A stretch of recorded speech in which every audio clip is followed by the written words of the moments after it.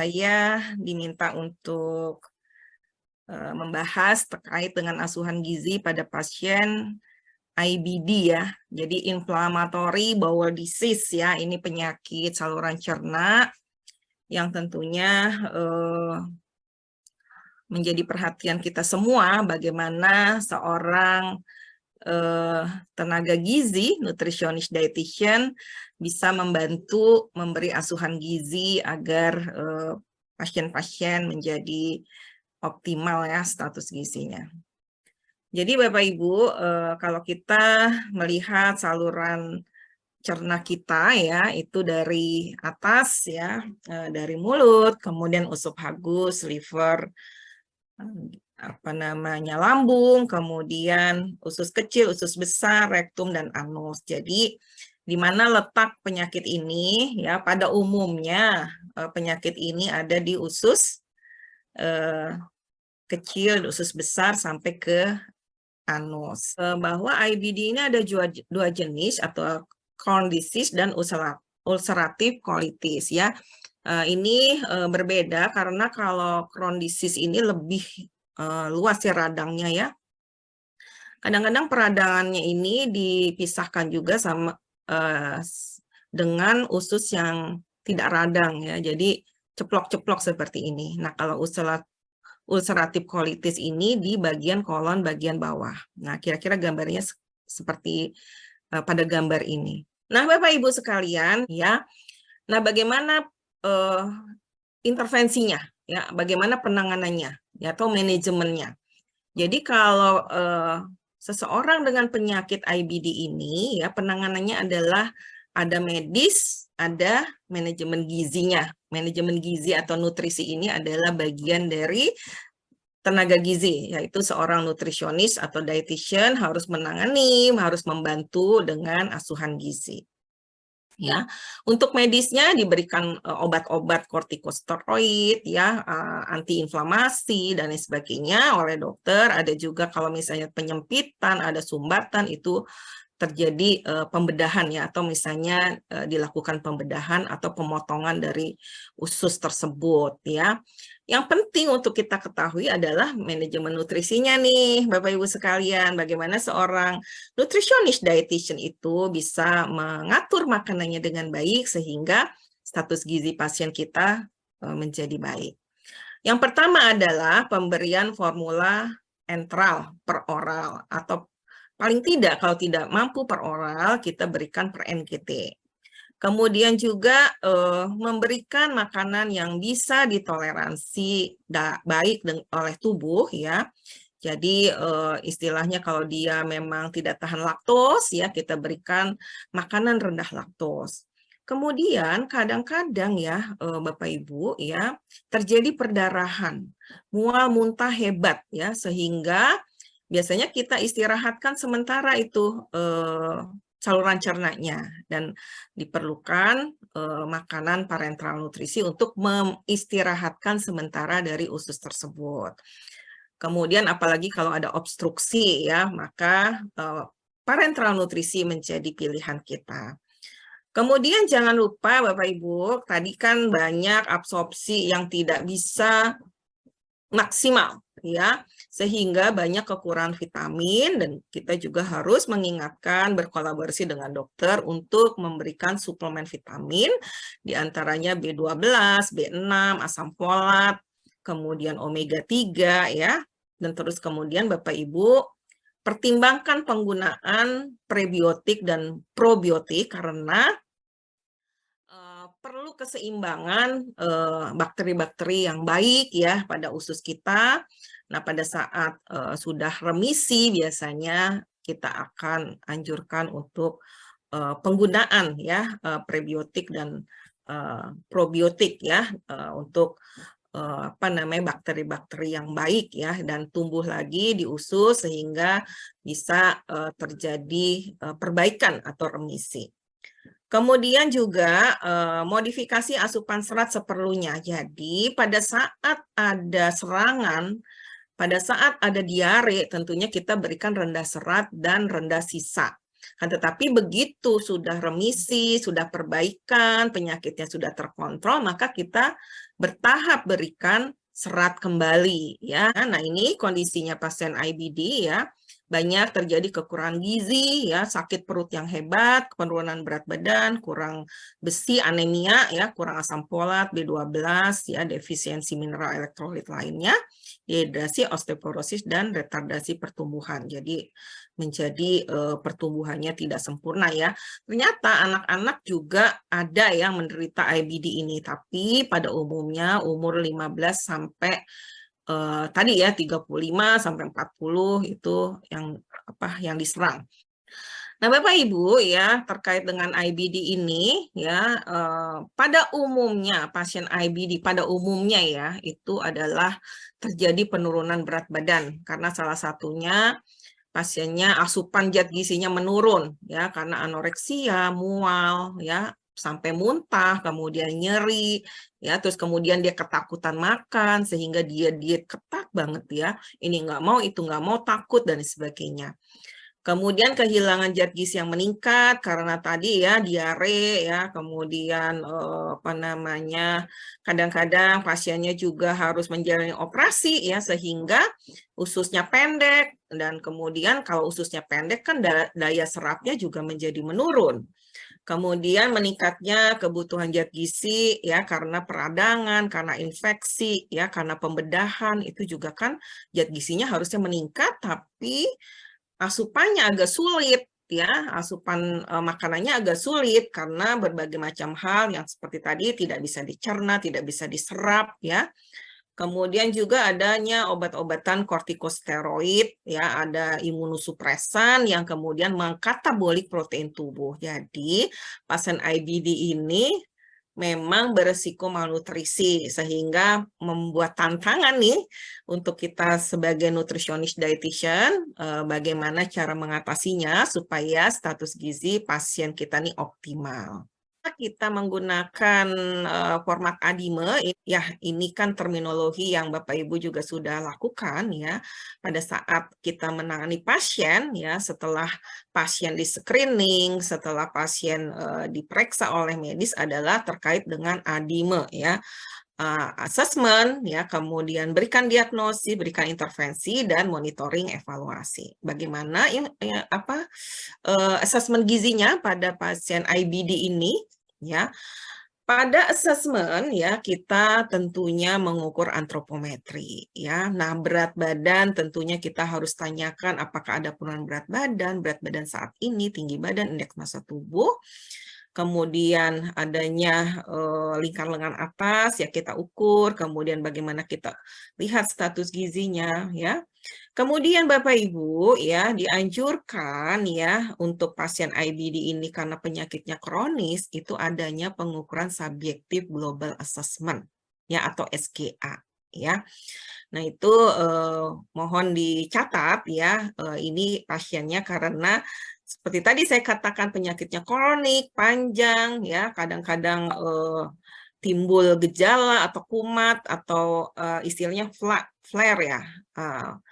Kemudian juga ada bisa remisi, kumat lagi gitu ya, kambuh maksudnya, kambuh lagi. Kemudian untuk biokimianya ya tentunya kita harus melihat HB-nya, ada leukosit, hematokrit, elektrolit, ya, albumin. Ini yang berkaitan dengan pasien IBD, yaitu C-reaktif protein ya untuk melihat inflamasi dari sini, kemudian hasil fesesnya, kemudian biasanya dokter tuh menyertai untuk mendiagnosis yang kita juga harus boleh ikut membacanya ada pemeriksaan kolonoskopi, endoskopi, CT scan, USG abdomen dan biopsi dari usus itu sendiri sehingga kita tahu ini apa Crohn disease atau colitis ulceratif. Kira-kira seperti itu Bapak Ibu. Untuk fisiknya, Bapak Ibu, kita juga harus mengkaji kebiasaan buang air besarnya. Apakah ada diare, kram, nyeri perut, BAB berdarah, ya, demam, letih, lemas. Nah, ini biasanya yang kita tanyakan atau kita anamnesis terkait dengan pasien IBD. Ya, pasien juga biasanya kita lihat HB-nya, apakah dia anemia ya pada saat fisiknya gitu ya. Kemudian biasanya pasien mudah lelah, dehidrasi, anoreksia, malabsorpsi ya, apalagi post-op ya, kita harus tanyakan atau harus lihat ya dokumen medisnya post-opnya itu ususnya tuh direseksi berapa senti dan sebagainya. Kira-kira seperti itu terkait dengan klinisnya. Jadi ini khusus untuk IBD ya. Kemudian untuk riwayat makan ya atau riwayat gizi, kita gali kebiasaan makannya. Apakah dia bisa mengkonsumsi makanan, baik bentuk, jumlah, jadwal ya, reaksi alergi terhadap makanan, dan kemudian rata-rata asupan makanan, dan kemudian tentunya apakah ada riwayat penggunaan suplemen-suplemen ya. Kemudian untuk food record ya. Jadi pasien IBD ini kan dia akan tentunya selalu ketakutan juga ya dalam mengkonsumsi makanan, takut diare, takut sakit perut dan sebagainya. Jadi biasanya untuk food record ya pasien IBD kita beberapa referensi menganjurkan bukan hanya 1 hari untuk recall ya, maka kita harus mengetahui recordnya juga selama 3 hari berturut-turut. Jadi itu yang ada di referensi. Jadi untuk riwayat gizi yang biasanya kita 24-hour record ya pada pasien-pasien yang biasa, untuk pasien IBD ini itu diminta untuk minimal 3 hari ya. 3 hari mencatat riwayat makannya supaya kita tahu bagaimana pola jenis makanan yang dimakan dan apa mungkin yang menyebabkan dia itu berdampak terhadap kekumatan atau gejala-gejala yang tidak diinginkan ya terkait dengan IBD ini. Dan untuk asesmen gizi ini, reassessment-nya dianjurkan diulang 2 kali setahun ya untuk anak dan kemudian 1 kali setahun untuk dewasa. Karena pasien IBD ini tadi ya nggak bisa sembuh tapi bisa remisi ya, bisa terkontrol ya. Nah, ini intervensi gizinya Bapak Ibu tentunya ada 3 domain ya, pemberian makanan, edukasi gizi, konseling gizi, dan koordinasi. Yang penting adalah pasiennya kita edukasi dan kita berikan penjelasan yang sejelas-jelasnya mengenai makanan. Nah, ini tipsnya bagaimana memanage IBD ya.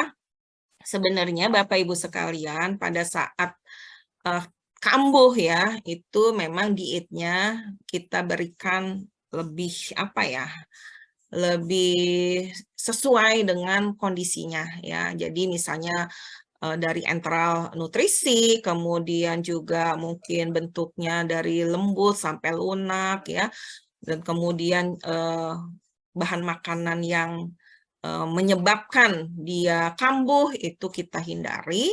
Kan tapi pada saat dia remisi, pada saat dia normal kembali ya, terkontrol, maka sebenarnya dia harus mengkonsumsi healthy diet atau gizi seimbang ya.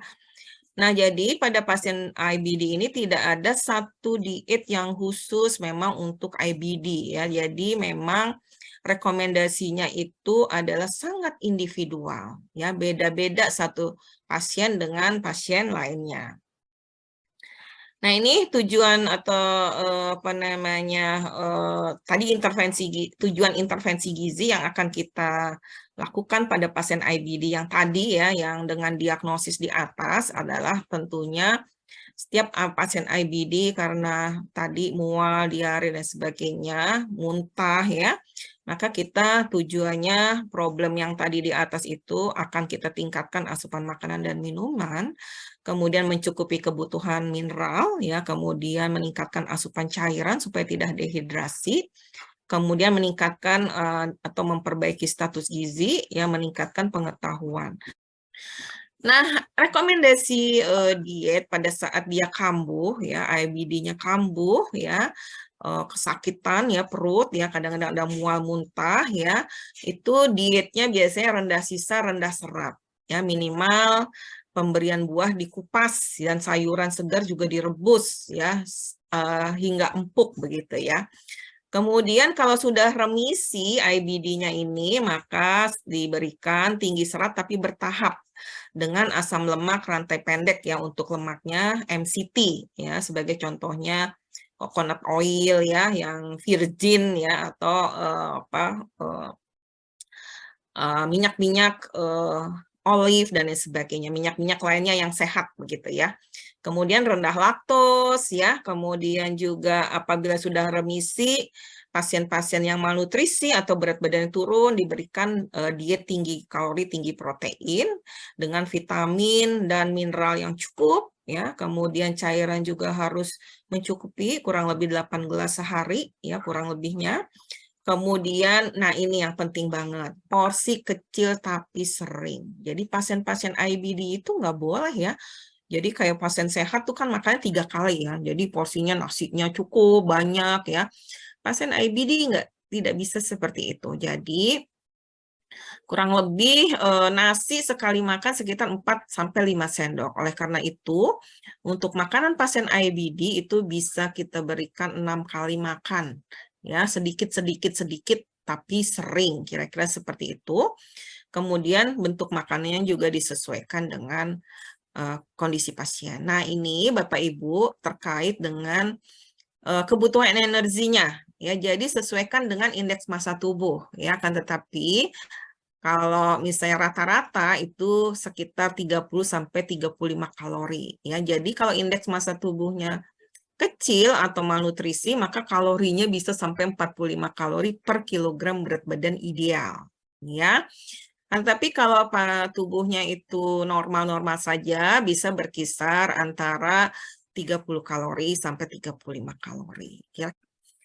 Nah, ini untuk proteinnya. Untuk protein, teman-teman, ya, ini adalah konsensus terkait dengan IBD atau radang usus. Ya, di sini pada pasien yang malnutrisi bisa proteinnya 1,2 sampai 1,5.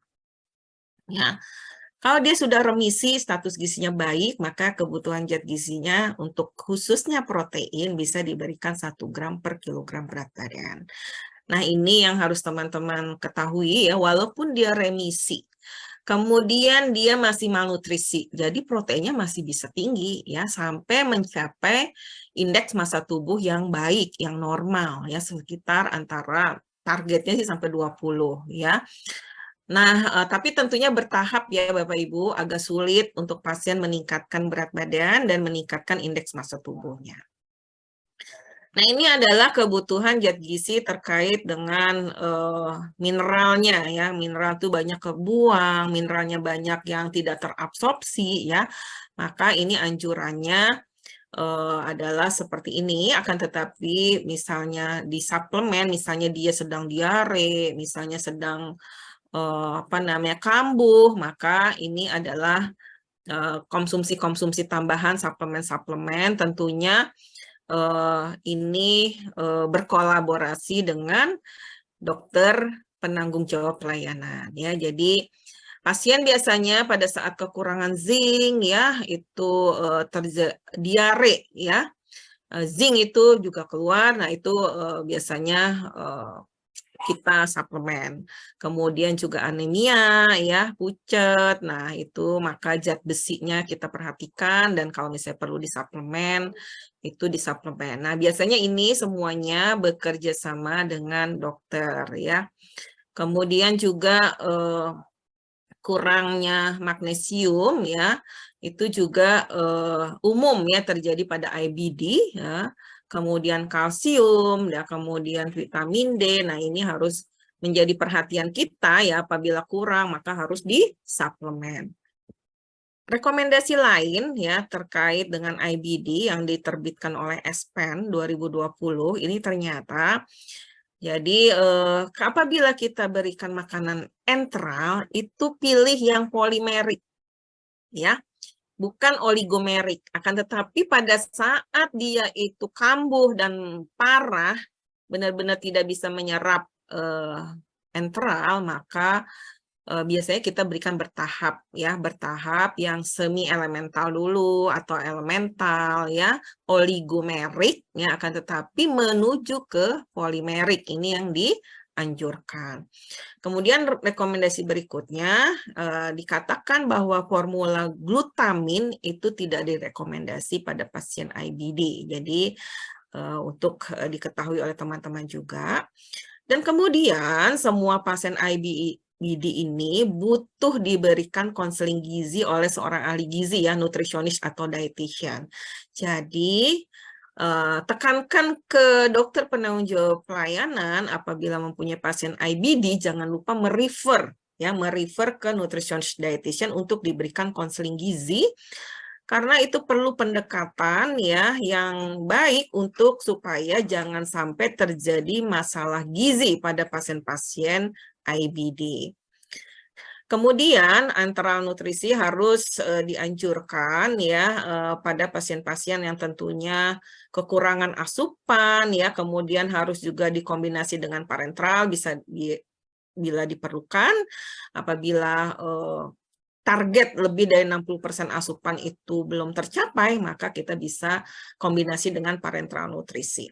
Parenteral nutrisi pada periode perioperatif pada pasien IBD biasanya digunakan sebagai pelengkap enteral nutrisi. Jadi tetap ya, walaupun post-op, tetap kita utamakan enteral, tapi apabila diperlukan ya baru parenteral, Bapak Ibu sekalian. Nah, apabila pasiennya obstruktif ya, muntah parah, diare, nggak bisa enteral itu masuk, maka baru parenteral menjadi pilihan. Jadi parenteral nutrisi itu adalah yang paling akhir ya diberikan apabila diperlukan. Bagaimana dengan probiotik dan prebiotik? Nah, ini rekomendasinya adalah terapi probiotik harus dipertimbangkan untuk pemeliharaan remisi pada IBD, IBD yang kolitis ulceratif ya, akan tetapi tentunya sekarang ini suplemen-suplemen probiotik dikatakan bermanfaat ya, terbukti bermanfaat untuk mempertahankan remisi ya. Kemudian asupan makanan prebiotik secara teratur ya, itu ternyata berguna ya, berguna untuk mempengaruhi mikrobiota usus ya. Kemudian juga fermentasi prebiotik menciptakan lingkungan yang lebih asam sehingga kurang menguntungkan untuk bakteri-bakteri yang patogen nih ya. Sehingga probiotik dan prebiotik itu ternyata dapat mencegah SIBO. Apa tuh SIBO ya?